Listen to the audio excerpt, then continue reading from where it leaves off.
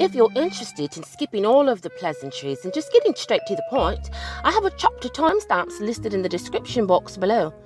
Feel free to skip this introduction. I'll see you soon.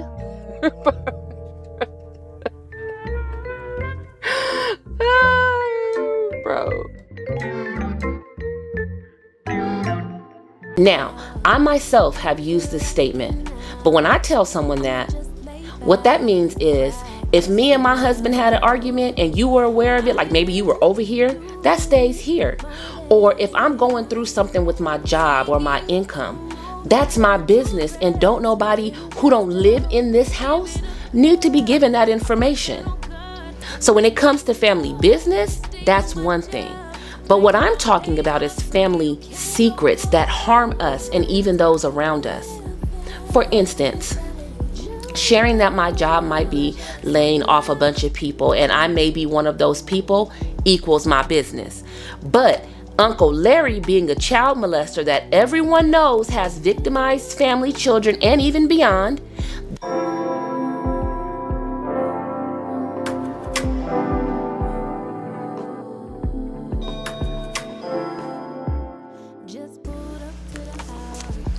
welcome to my channel. I am Fronten'a, and today I'm going to be reading you my audio blog titled Black Family Secrets Are the Real Generational Curse. For the written version of this blog, visit me on my website. The link will be listed below. Now, I wasn't going to say nothing, but since y'all brought it up, go ahead and make sure you subscribe. Go on now. I'll wait. Ooh, child, I thought I was gonna have to tell y'all twice. Ooh, and really quick, do y'all remember that one time when I was telling y'all about that one time? Y'all remember that? Well, anyway, to make a long story short, go ahead and give this video a thumbs up, okay? Now, let's get into this audio blog. Ask any black person and they will tell you all about generational curses that have been a part of the family for many years. Heck, generations, hence the name generational curse. But the truth is, so much of what we consider to be a curse is actually a habit. If you have read any of my other articles, you would know that I often proclaim that our so-called generational curses are actually generational habits. These habits have been passed down from one generation to the next. And whatever part of those habits that were toxic, we just keep passing them down year after year to child after child. And here we are. But I'm going to tell you what. One thing that keeps us locked in this perpetual cycle of toxicity is the fact that we know that there are parts of the foundation of us that is troubled and even dangerous. But instead of facing these issues, we just ignore them and make sure that any and everyone else who might expose our family's little dirty secrets, we just go ahead and hush them. We like to call it, what happens in this house stays in this house, or what happens in this family stays in this family. I myself have used this statement, but when I tell someone that, what that means is, if me and my husband had an argument and you were aware of it, like maybe you were over here, that stays here. Or if I'm going through something with my job or my income, that's my business. And don't nobody who don't live here need to be given that information. So when it comes to family business, that's one thing. But what I'm talking about is family secrets that harm us and even those around us.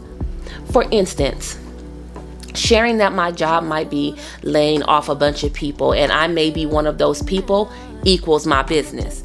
But Uncle Larry being a child molester that everyone knows has victimized family, that equals not only just our business, but the business of everyone that comes into contact with Uncle Larry, and especially those that have children. Now, this, of course, is assuming he has already faced any legal repercussions for his crimes. And if not, then this information is also the business of the law. We be quick to say, y'all be sure y'all watch them kids around Uncle Larry, and that just be it. Outsiders come in and don't be aware of the dangers of the predatory uncle sitting in the room, and we don't say nothing because we feel like that's nobody's business. Yes it is. Believe it or not, predatory behavior can be learned. And once we let great Uncle Larry get away with it, then great Uncle Larry Jr., his son, get away with it. Now we got cousin Tony running around the family gatherings preying on the children. And because we ignored it, we helped facilitate any harm brought to our children. Any person who knew of a predator in the family and helped keep his secret is complicit. But see, instead of holding each other accountable and unlearning generational trauma patterns, we blame it on some curse and act as though there's nothing we can do in order to make it better. Keeping secrets can cause people to be harmed. And that's a huge part of the reason there is so much strife within our communities. We love this mindset of snitches get stitches. Yeah, but at what cost? We gotta start an open dialogue within our communities and within our families. If we want to see chains broken and healing to come to our generational traumas, we gotta stop acting like this ain't a thing and start having those tough conversations. Y'all do me a favor. Be mindful of how you allow others to handle you, and forgive yourself for how you've handled you. Please consider becoming a part of my village. I think you'll like it here. Until next time.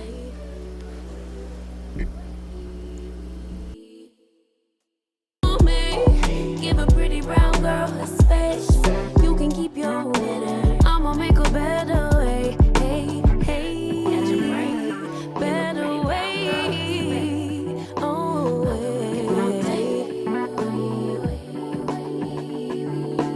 Mom and Dad's only daughter. Do I make